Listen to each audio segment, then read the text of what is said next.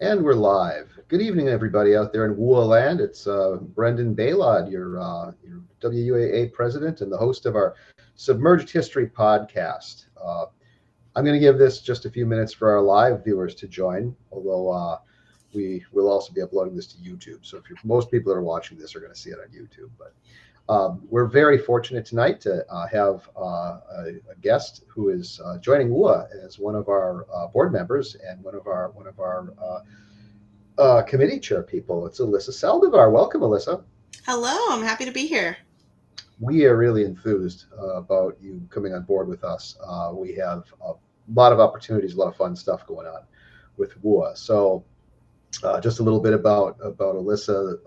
We are developing a much more robust training practice because those of you who attended our fall symposium know we just purchased a really nice remote operated vehicle and a really good commercial quality side scan sonar for use by our members and our partners in projects that we do.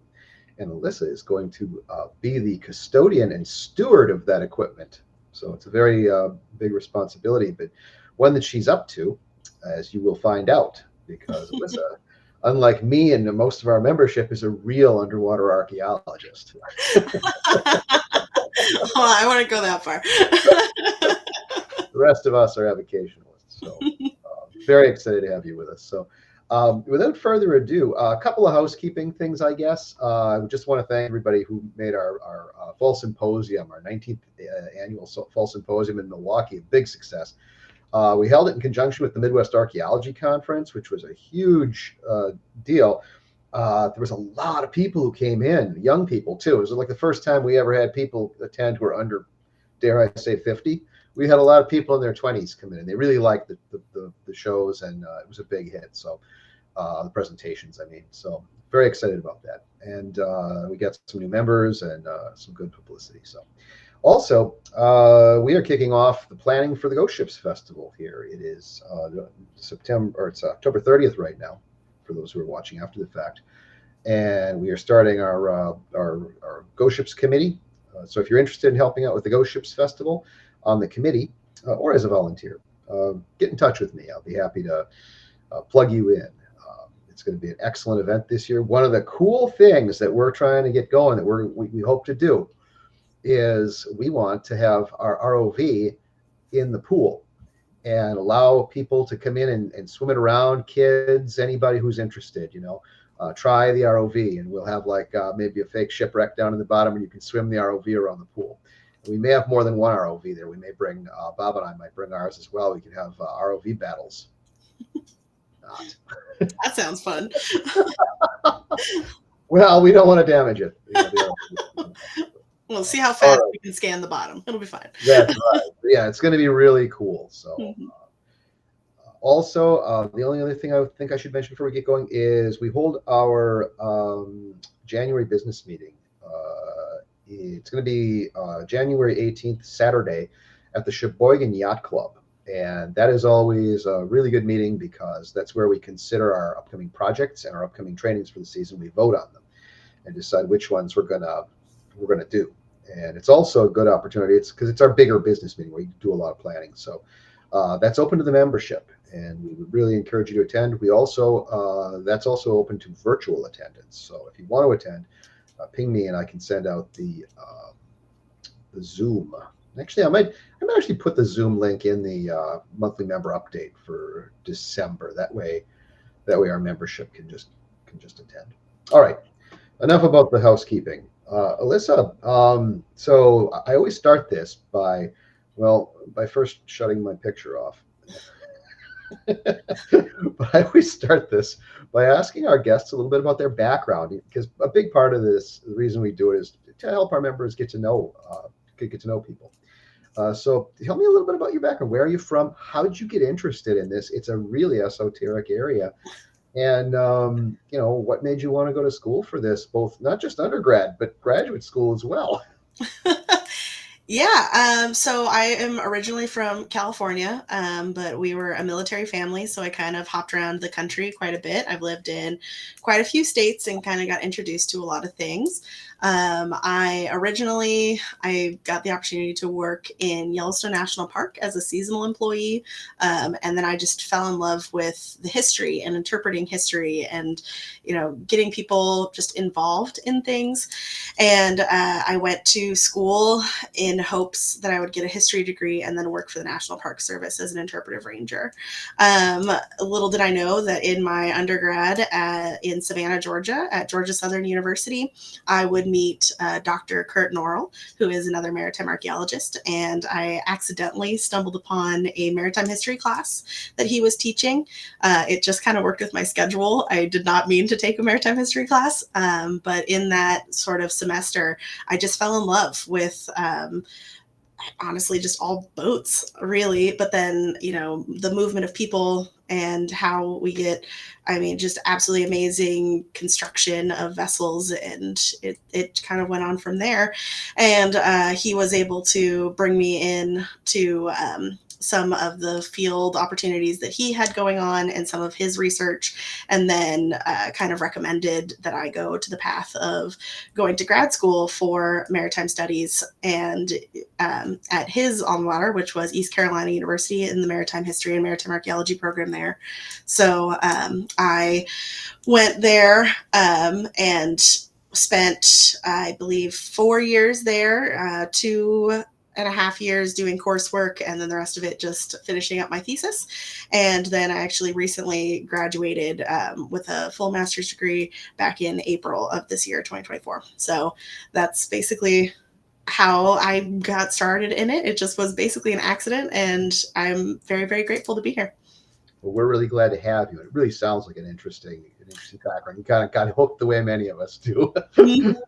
Stumble into it, and then you just fall in love. That's right. That's right. Well, and we're glad to have you here in Wisconsin. And for those of you who don't know, Alyssa is also the operations manager at the Wisconsin Maritime Museum, which is one of our leading partners. And so we'll talk a little bit more about that at the end. But why don't you tell me a little bit about this interesting picture here and what you were doing here?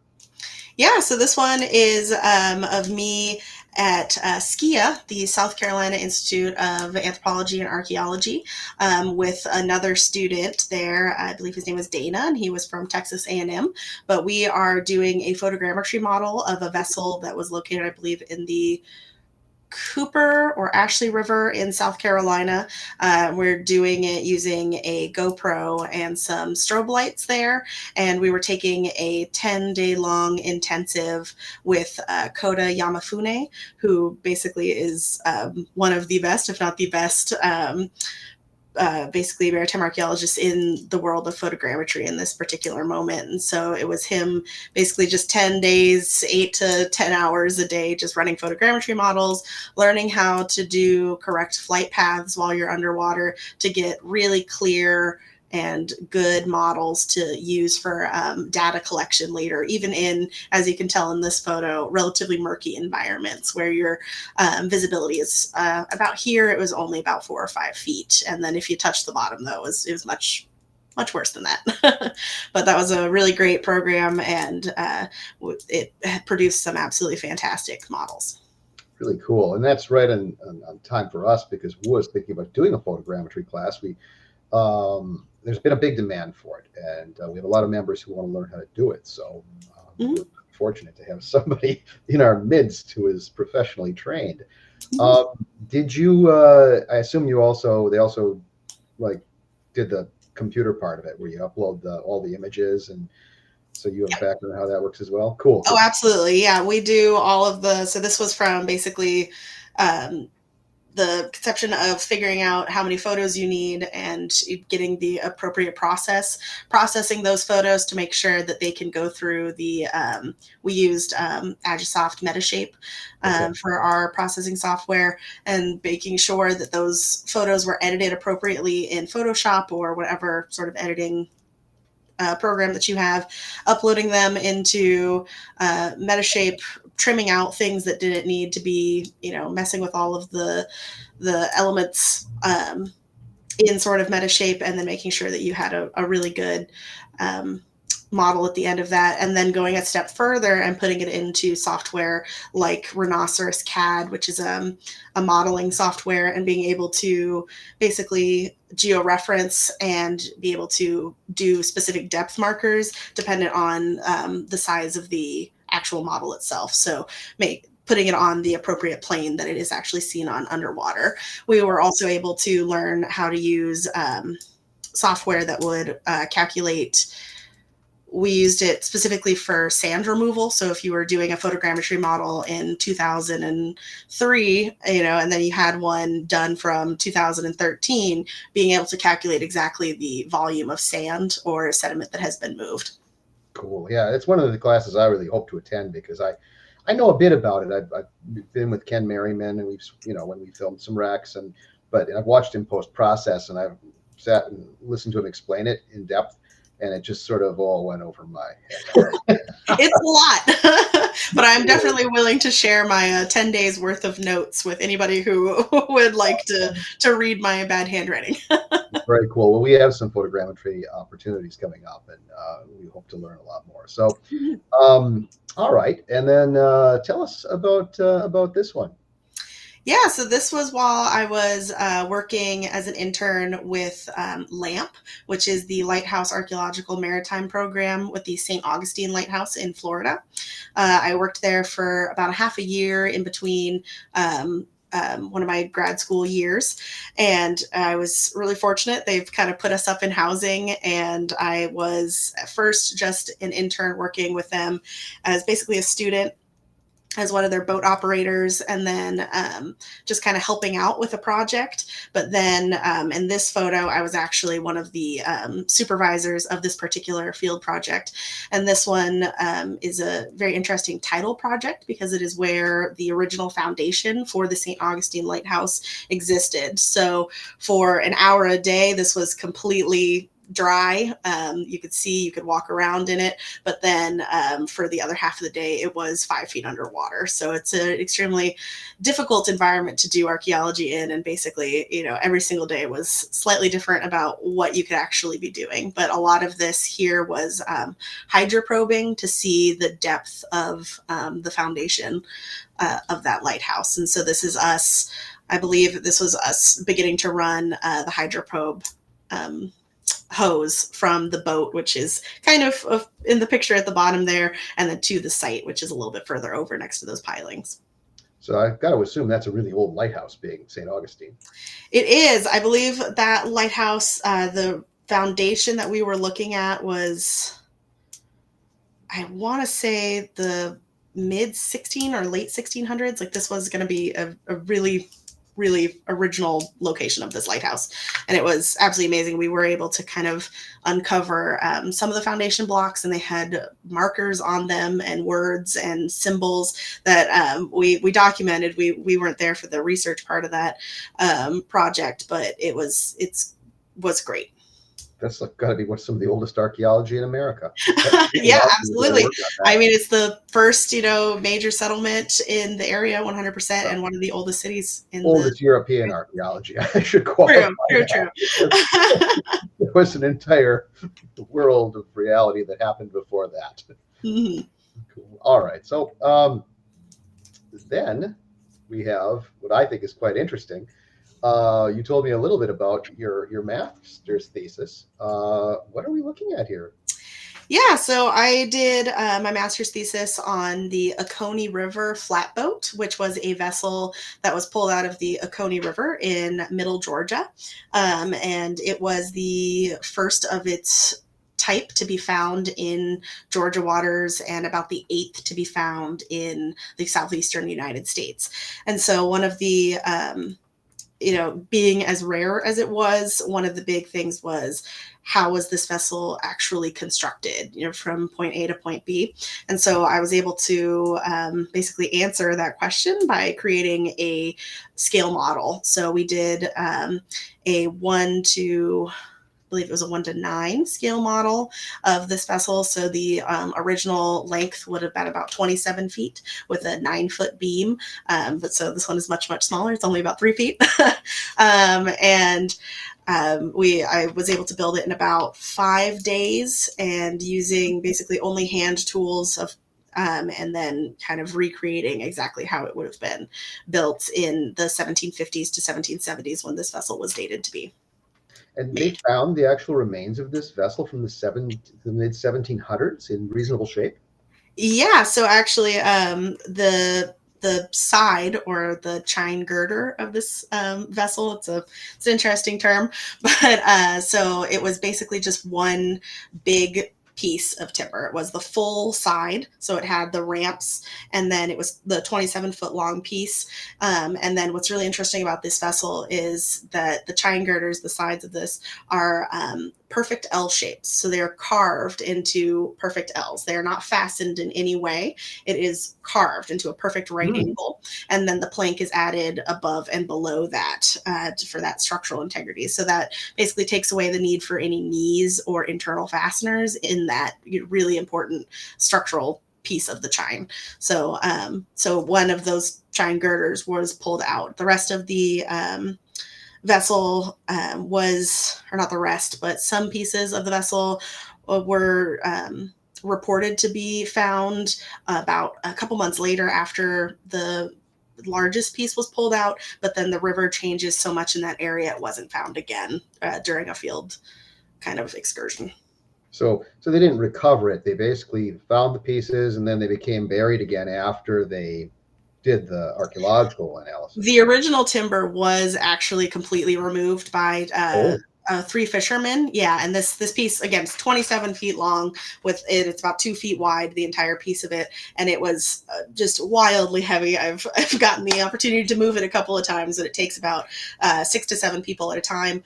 But it was completely taken out of the river, and then they just kind of didn't know better that was kind of illegal because it was the state bottom land of Georgia.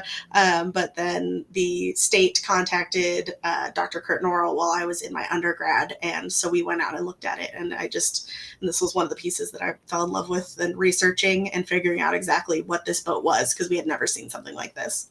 it really sounds tremendously unique. Do you know whatever became of the piece? Did they bury Yes. it again? The piece, it's too big, so the Georgia Southern University Museum actually took it in. They have an archaeological repository. They hadn't necessarily dealt with boats before, especially anything of that size, and so they were able to kind of contact, I believe, another university in Georgia, and another grad student attempted some conservation, but it was basically just stabilizing it to see if it wasn't going to continue to fall apart and degrade. So it is still currently in the Georgia Southern University Archaeological Repository. There has been smaller exhibits on this piece, but it has never actually been on exhibit just because of how large it is. Cool. It sounds like a really fascinating master's thesis project, and boy, model building is really really kind of cool, right up my alley. And you fabricated that without any modern tools, like you did that with all hand tools.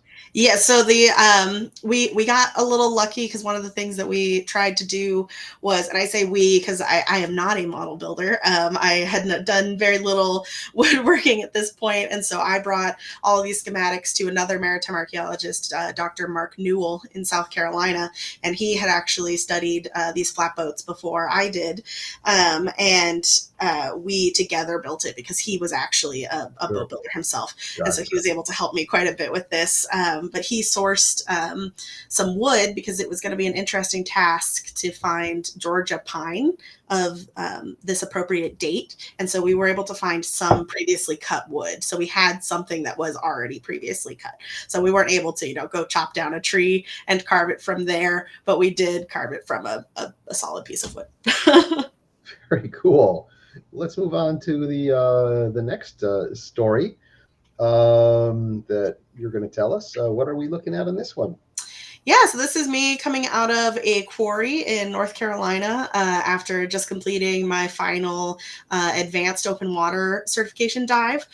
So we had just gone down to, I think it was about 105 feet.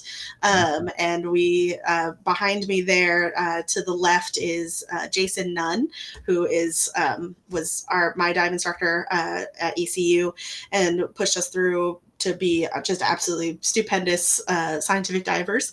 And he, at the very bottom of the 105, it's pitch black because it's this quarry, and we were running into things left and right. There's train cars at the bottom of this quarry, and we had one light that Jason was holding, and we just kind of all had to follow his fins.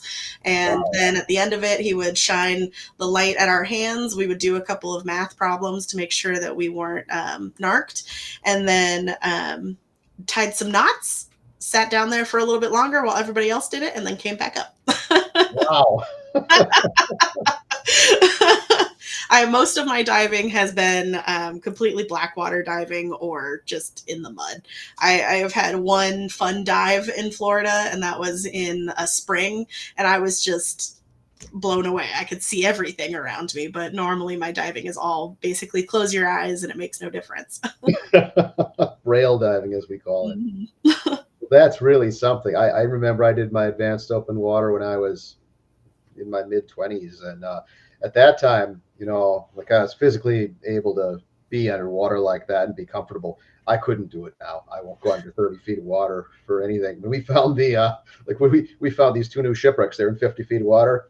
No interest in diving them. I had an ROV. Didn't have to get that. I understand that. I definitely do. I really like diving. I prefer the gross river blackwater diving over sort of deep water clear diving. So I'm not exactly sure how much diving you're going to get out of me in Lake Michigan, but you put me in a river and I'm more than happy to flop around. Well, we got plenty of that kind of work. WUAA is not all about shipwrecks. We do inland lakes, we do inland rivers, we do all sorts of stuff. That's right. So you never know when we might find a gunk hole for you to dive in. All right. And looks to me in this one like you've got a mesh screen there. What's going on?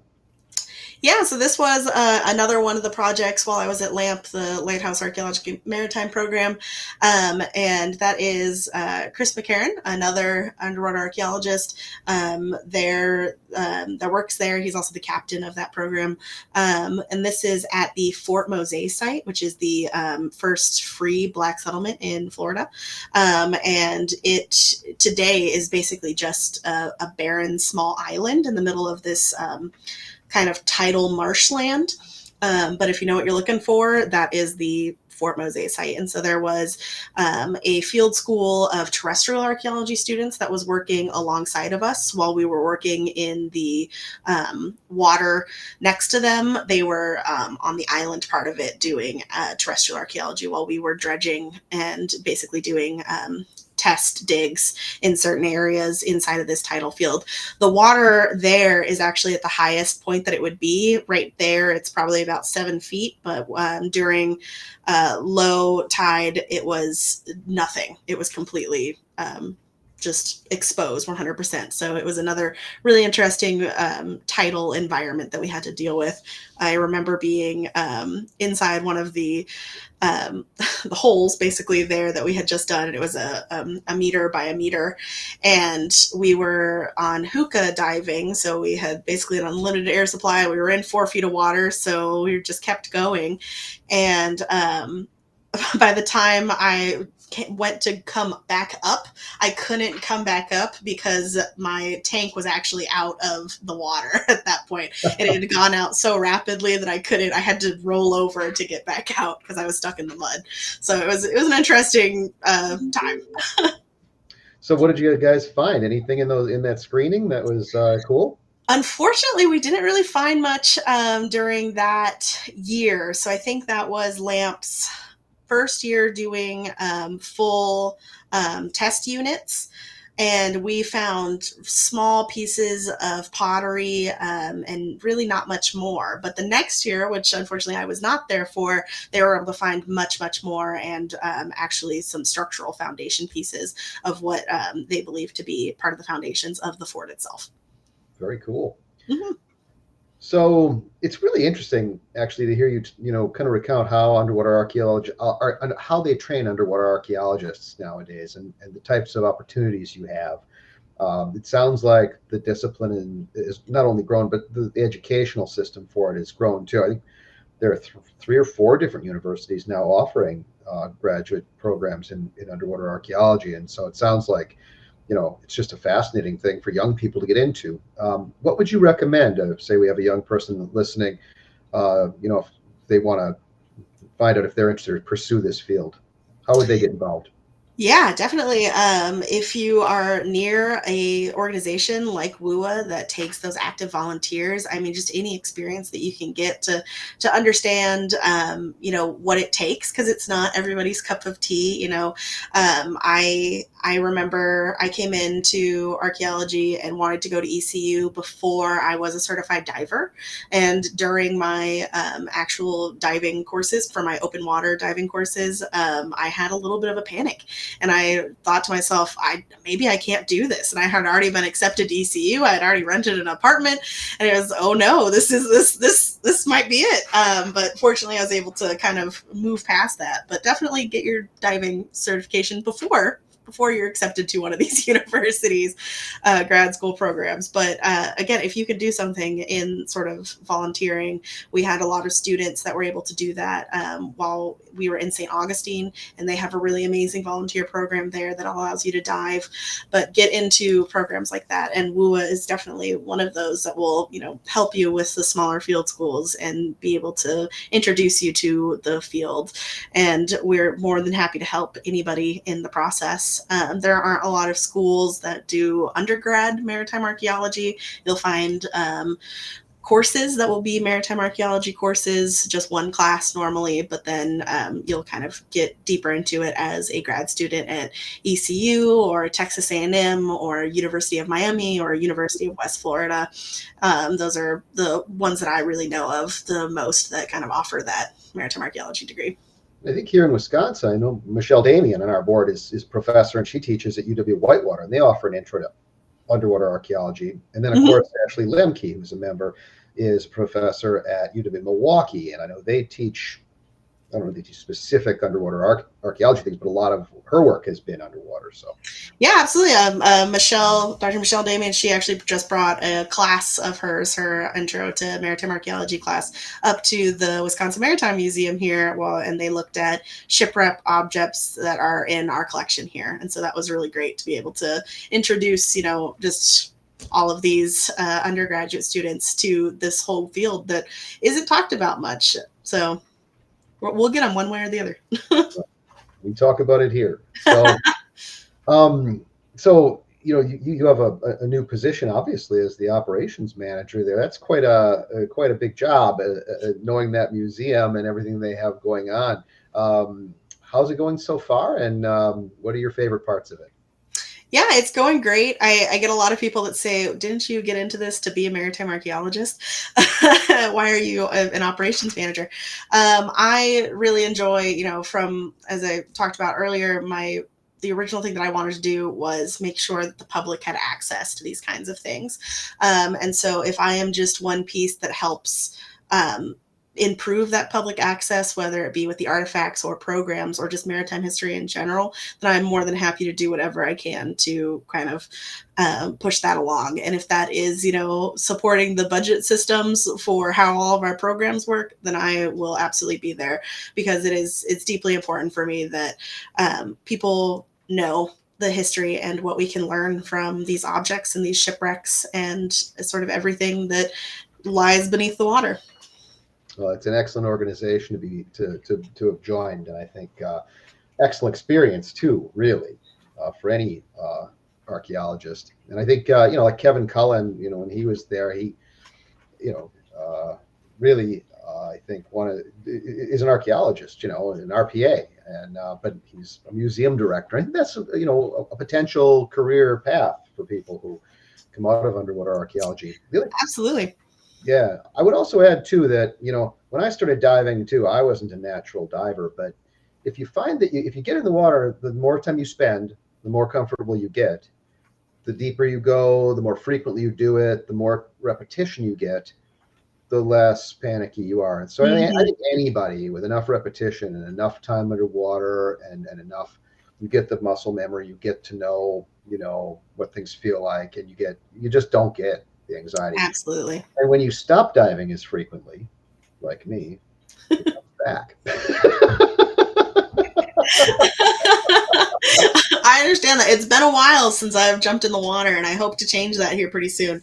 But I am not a fan of a dry suit, and to my understanding, most of the area here in Wisconsin, it's a requirement. Well, I dive wet. I got rid of my dry suit. I dive the Great Lakes wet all the time. But then again, I don't go very deep. Like I'm diving in 30 foot of water, off on these shallower wreck sites. I'm diving in rivers. I'm diving in lakes. And I find a 5 mil is just fine. I had a 7 mil when I was out at the Beavers and the Foxes with Ken Merriman. I was actually a little warm. You know what? Then that's good to hear.